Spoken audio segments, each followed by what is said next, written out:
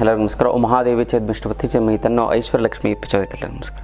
ಇವತ್ತಿನ ವಿಶೇಷ ಸಂಚಿಕೆಯ ಅನೇಕ ವಿಚಾರಗಳನ್ನು ನಾವು ತಿಳ್ಕೋಣ. ಮೊದಲದಾಗಿ, ನಾಳೆ ಸಂಕಷ್ಟ ಚತುರ್ಥಿ.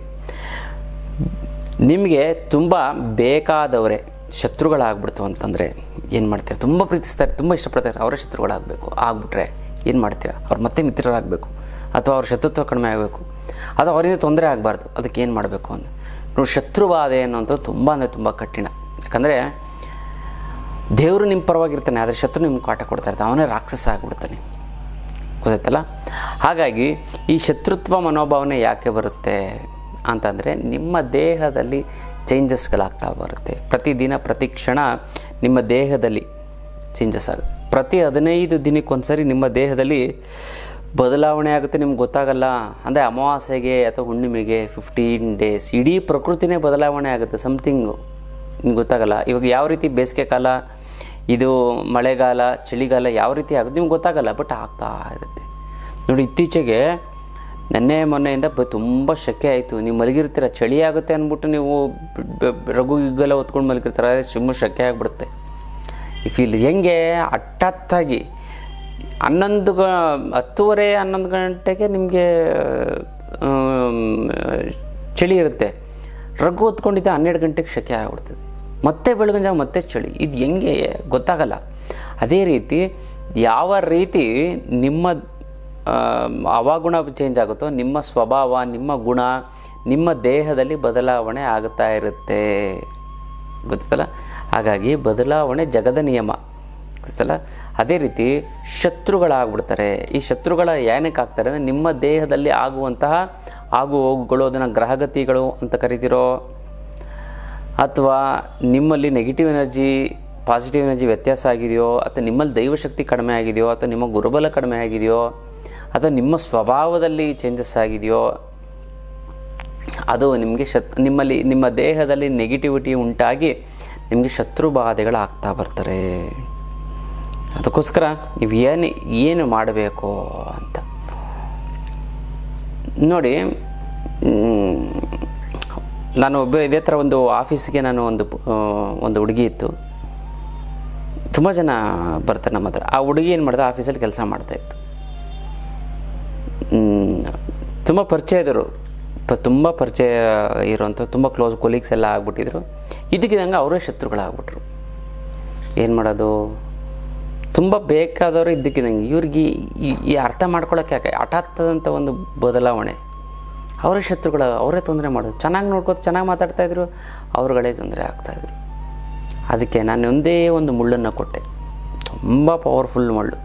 ನೋಡಿ, ಶತ್ರು ಬಾಧೆಗೆ ಯಾರು ಈ ಥರ ಕಿರುಕುಳ ಕೊಡ್ತಾಯಿದೆ ಅಂತಂದ ತಕ್ಷಣ ಅವ್ರು ಏನು ಮಾಡೋದು, ಫಸ್ಟ್ ನನ್ನ ನೆನೆಸ್ಕೋತಾರೆ. ಗೊತ್ತಲ್ಲ? ಅವ್ರಿಗೆ ಅವರು ಚಿಕ್ಕಮ್ಮ ಒಬ್ಬರು ಇದ್ರಂತೆ. ಅವರು ಈ ಮನೆ ಎದುರುಗಡೆ ತುಂಬ ಒಬ್ಬರು ಕಾಟ ಕೊಡ್ತಿದ್ರಂತೆ. ಅವರು ನನಗೆ ಫೋನ್ ಮಾಡಿದ್ರು. ಈ ಥರದ್ದು ಯಾವುದೋ ಒಂದು ವಿಚಾರ ಹೇಳ್ತಿದ್ದಾಗ ನನಗೆ ಫೋನ್ ಮಾಡಿದರು. ನಾನೇನೋ ಒಂದು ಮಾಡಿಕೊಟ್ಟೆ. ಆ ಮಾಡಿಕೊಡ್ತಿದ್ದಂಗೆ ಏನಾಗೋಯ್ತು, ಅವ್ರ ಪರಿಹಾರ ಆಯಿತು. ಅವರು ಈ ಥರ ಗೊಡೋ ಅಂತ ಹತ್ಕೊಂಡು ಈ ಥರ ತುಂಬ ಬೇಕಾದವರೇ ಪರಿಚಯ ಆಗ್ಬಿಟ್ರು ಅಂತ. ಅದಕ್ಕೆ ಇಮಿಡಿಯೇಟಾಗಿ ಆ ಹುಡುಗಿ ನನಗೆ ಫೋನ್ ಮಾಡ್ತು. ಗೊತ್ತಲ್ಲ? ನಾನು ಕೇಳಿದೆ, ಏನು ಮಾಡಬೇಕು? ಶತ್ರು ಬಾಧೆಗೆ ನಾನು ಅದನ್ನು ಅವರೆಲ್ಲ ಮತ್ತೆ ನಿಮಗೆ ತೊಂದರೆ ಕೊಡ್ದಿದ್ದಂಗೆ ಮಾಡಲೋ, ಅಥವಾ ದೂರ ಕೆಲಸ ಹೊರಗಿದ್ದವ್ರು ಕೆಲಸ ಬಿಟ್ಟೋಗೋ. ಯಾಕಂದರೆ ನಾನು ಒಂದು ಹುಡುಗಿಗೆ ಇನ್ನೊಂದು ಹುಡುಗಿಗೆ ತುಂಬ ಕಿರುಕುಳ ಕೊಡ್ತಾಯಿದ್ರು ಆಫೀಸಲ್ಲಿ. ಆ ಹುಡುಗಿಗೂ ಕೂಡ ನಾನೊಂದು ಮುಳ್ಳು ಕೊಟ್ಟಿದ್ದೆ, ವಿಶೇಷ ಗಿಡಮೂಲಿ. ಇನ್ನು ಬರಬೇಕಾಗಿರೋ ದುಡ್ಡು ಬರ್ತಾಯಿಲ್ಲ ಅಂದರೆ, ಕೊಡೋರಿಗೆ ಕೊಡೋಕ್ಕಾಗ್ತಾಯಿಲ್ಲ ಅಂದರೆ, ಸಿಕ್ಕಾಪಟ್ಟೆ ಸಾಲ ಆಗಿತ್ತು ಅಂದರೆ, ಗುರುಗಳೇ ದುಡ್ಡು ನೀರು ಥರ ಖರ್ಚಾಗ್ತೈತೆ ಗುರುಗಳೇ, ಏನು ಮಾಡೋದು ಅನ್ನೋದೇ ಗೊತ್ತಾಗ್ತಾಯಿಲ್ಲ ಅಂದರೆ, ಅದಕ್ಕೆಲ್ಲ ತಲೆನೇ ಕೆಡಿಸ್ಕೊಬಿಡಿ. ಇದಕ್ಕೆಲ್ಲ ಏಕೈಕ ರಾಮಬಾಣ ಅಂದರೆ ಅಷ್ಟಲಕ್ಷ್ಮಿ ಯಂತ್ರ. ಈ ಅಷ್ಟಲಕ್ಷ್ಮಿ ಯಂತ್ರ ಮನೆ ಇಟ್ಟಂತಂದರೆ ನಿಮ್ಮ ಹಣಕಾಸಿನ ಸಮಸ್ಯೆ ಸಂಪೂರ್ಣವಾಗಿ ನಿವಾರಣೆ ಆಗಿಬಿಡ್ತದೆ. ಸಾಲ ಪಟ್ಟಂತ ತೀರೋಗ್ಬಿಡ್ತದೆ.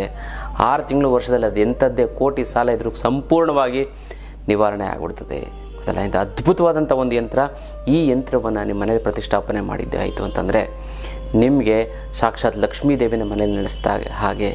ಇದಕ್ಕೆ ಮುಟ್ಟು ಕಟ್ಟು ಚಟ್ಟು ಮಡಿ ಮೇಲಿಗೆ ಸುತ್ತಕ ಗಿತ್ಕ ವೆಜ್ಜು ನಾನ್ ವೆಜ್ ಜಾತಿ ಗೀತಿ ದಿಕ್ಕು ಗಿಕ್ಕು ಆ ಥರದ್ದೇನೂ ಇಲ್ಲ.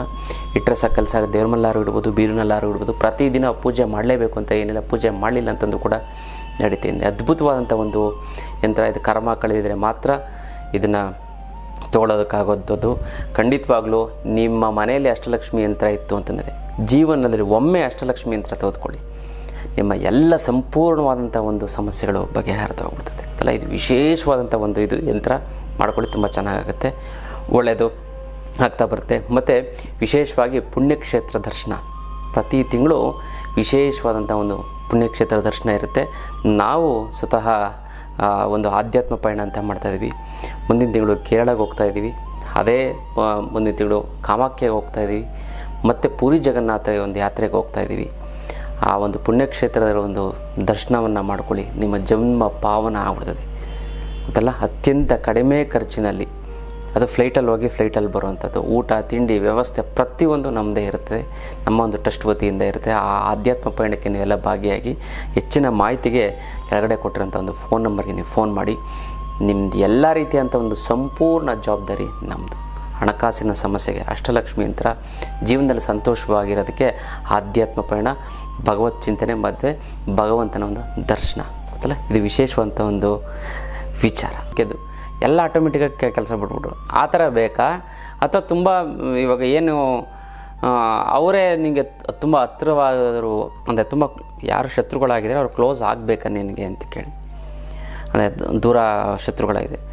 ಇಲ್ಲ ಗುರುಗಳೇ, ಅವ್ರು ತುಂಬ ಚೆನ್ನಾಗಿ ನೋಡಿದ ಸ್ವಂತ ನಮ್ಮ ಅಣ್ಣನೂ ಕೂಡ ನನಗೆ ಒಂದು ವಿಚಾರದಲ್ಲಿ ಹೆಲ್ಪ್ ಮಾಡಿಲ್ಲ, ಆದರೆ ಇವ್ರು ನಿಂತ್ಕೊಂಡು ಹೆಲ್ಪ್ ಮಾಡಿದರು, ಅಣ್ಣಂಗಿಂತ ದೊಡ್ಡ ಇದಾಗಿದ್ದರು. ಈಗ ಅವರೇ ಶತ್ರುಗಳಾಗ್ಬಿಟ್ಟಿದೆ. ನನಗೆ ಎಷ್ಟು ಬೇಜಾರಾಗುತ್ತೆ. ನಮ್ಮ ಶತ್ರು ಇನ್ನೊಬ್ಬ ಇದ್ದಾನೆ, ಅವನೇನು ತಲೆಗೆ ಮೊದಲಿಂದನೂ ಶತ್ರು, ನನ್ನ ಕಂಡ್ರೆ ಆಗಲ್ಲ, ನಾನು ಚೆನ್ನಾಗಿ ಕೆಲಸ ಮಾಡ್ತಾಯಿದ್ರೆ ನಾನು ಬೈಯೋದು ಇಂಡೈರೆಕ್ಟಾಗಿ ಕಿತಾಪತಿ ಮಾಡ್ತಾ ನನಗೇನು ಅನಿಸ್ತಾ ಇಲ್ಲ. ತುಂಬ ಕ್ಲೋಸ್ ಆಗಿರೋರು ಹೆಂಗೆ ಆಗ್ಬಿಟ್ಟಿದ್ದಾರೆ ಗುರುಗಳೇ, ಅದು ನಂಗೆ ಅದು ಬೇಜಾರಾಗಿತ್ತು. ಯಾಕಂದರೆ ಅವ್ರ ಮೇಲೆ ಡಿಪೆಂಡ್ ಆಗಿಬಿಟ್ಟಿದ್ದೀನಿ. ಅವ್ರು ಎಲ್ಲ ಥರದ ಮಾರ್ಗದರ್ಶನ ಕೊಡ್ತಾಯಿದ್ರು, ಲೈಫಲ್ಲಿ ಹೆಂಗೆ ಮುಂದೆ ಬರಬೇಕು, ಏನು ಎತ್ತ ಪ್ರತಿಯೊಂದನ್ನು ಕೂಡ ಮಾಡ್ತಾಯಿದ್ರು. ಈಗ ನನಗೆ ತುಂಬ ಪ್ರಾಬ್ಲಮ್ ಆಗಿಬಿಟ್ಟಿದೆ. ಅದಕ್ಕೆ ಅವ್ರು ಮತ್ತೆ ನನಗೆ ಶತ್ರುತ್ವ ಅನ್ನೋಂಥದ್ದು ಹೋಗಿ ನಮಗೆ ಮಿತ್ರತ್ವ ಅನ್ನೋದು ಬರಬೇಕು ಅಂತ. ಅದಕ್ಕೆ ನಾನೇನು ಮಾಡಿದೆ, ಆಯ್ತಮ್ಮ ನೀನು ಒಂದು ಕೆಲಸ ಮಾಡು, ನೀನು ನನ್ನ ಆಫೀಸಿಗೆ ಬಾ, ನಾನು ವಿಶೇಷವಂತ ಒಂದು ಯಂತ್ರ ಮಾಡಿಕೊಡ್ತೀನಿ. ಆ ಯಂತ್ರದಲ್ಲಿ ಆ ಯಂತ್ರ ನಾವು ಪೂಜೆ ಮಾಡ್ಬಿಟ್ಟು ಒಂದು ಮೂಲೆಯಲ್ಲಿಡು, ಆಫೀಸಲ್ಲಿ ಒಂದು ಮೂಲೆಯಲ್ಲಿಡು, ಯಾರಿಗೂ ಗೊತ್ತಾಗ್ತದೆ. ಚಿಕ್ಕ ಯಂತ್ರ, ತುಂಬ ಸಣ್ಣದು, ಗೊತ್ತಾಗ್ತದೆ ಹೆಂಗಿಡು. ಅದೇ ರೀತಿ ನಾನು ಪೂಜೆ ಮಾಡಿಕೊಟ್ಟೆ. ಬಂತು ಆ ಹುಡುಗಿ, ಬಂದ್ಬಿಟ್ಟು ಏನು ಮಾಡ್ತು ಗುರುಗಳೇ, ಕಾಲಿಗೆ ಬಿದ್ದುಬಿಡ್ತು. ಗುರುಗಳೇ ತುಂಬ ನನಗೆ ಬೇಕಾದರು, ಅಣ್ಣನಿಗಿಂತ ಗ್ರೇಟ್ ಆದಂಥವ್ರು. ಅಣ್ಣ ನನಗೆ ಹೆಲ್ಪ್ ಮಾಡಲಿಲ್ಲ, ಸ್ವಂತ ಅಣ್ಣ, ಬಟ್ ಇವ್ರು ಮಾಡಿಬಿಟ್ರು. ಅವರೇ ಈ ಥರ ಆಗ್ಬಿಡ್ತು. ಅವರಿಂದ ನನಗೆ ವಿದ್ಯೆ ಕಲಿತಾ ಇದ್ದೆ, ಅಂದಲ್ಲ ನಾವು ಫ್ಯೂಚರ್ ಕಟ್ಕೋಬೇಕು ಅಂತಿದೆ, ಈ ಥರ ಆಗೋಯ್ತು ಗುರುಗಳೇ ಅಂತ ಹೇಳ್ತು. ಏನು ತಲೆ ಕೆಡ್ಸ್ಕೊಬೇಡ ಅಂತ ಅಂದ್ಬಿಟ್ಟು ಒಂದು ಯಂತ್ರ ಮಾಡಿಕೊಟ್ಟೆ. ಒಂದು 2-3 ದಿನ ಟೈಮ್ ಕೊಡಮ್ಮ ಅಂತ ಹೇಳಿ ಆ ಟೈಮ್ ತೊಗೊಂಡು ಮಾಡಿಕೊಟ್ಟೆ. ಅದೇ ಥರ ಹುಡುಗಿ ಏನು ಮಾಡ್ತು, ನಾನು ಮಾಡಿಕೊಟ್ಟೆ ಯಂತ್ರ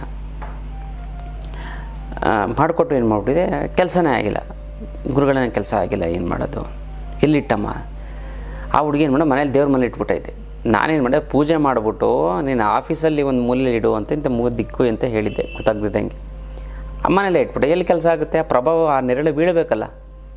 ಅದಕ್ಕೋಸ್ಕರ ನಾನೇನು ಮಾಡಿದೆ, ಆಯಿತು ಅಂದ್ಬಿಟ್ಟು ನಾನು ಮಾಡಿಕೊಟ್ಟೆ.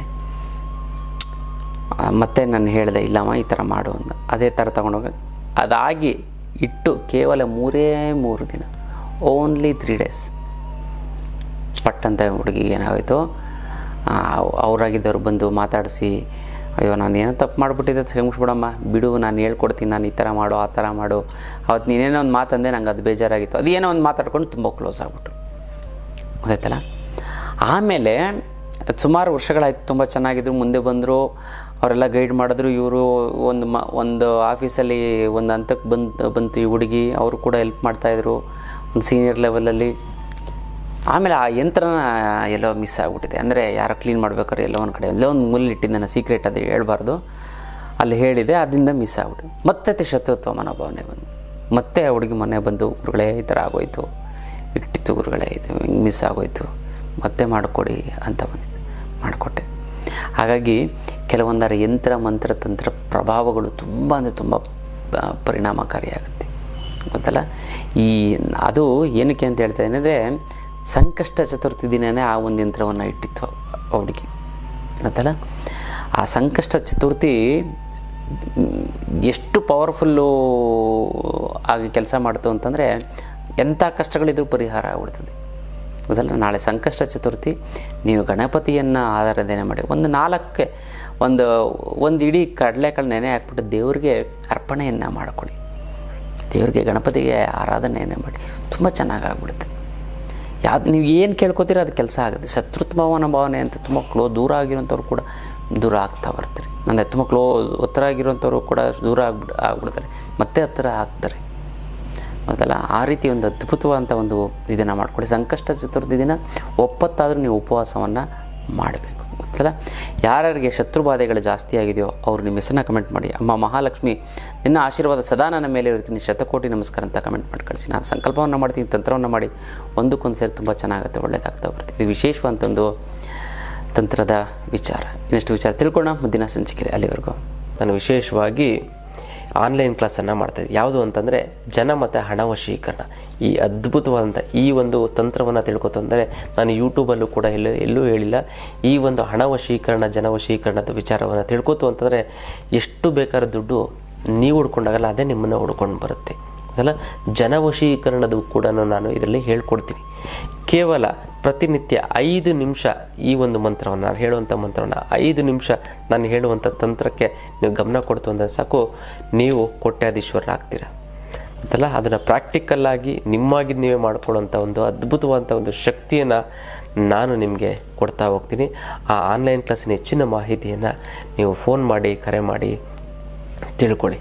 ಇದು ಅದ್ಭುತವಾದಂಥ ಹಣ ಮತ್ತು ಜನ ವಶೀಕರಣದ ಒಂದು ಆನ್ಲೈನ್ ಕ್ಲಾಸ್.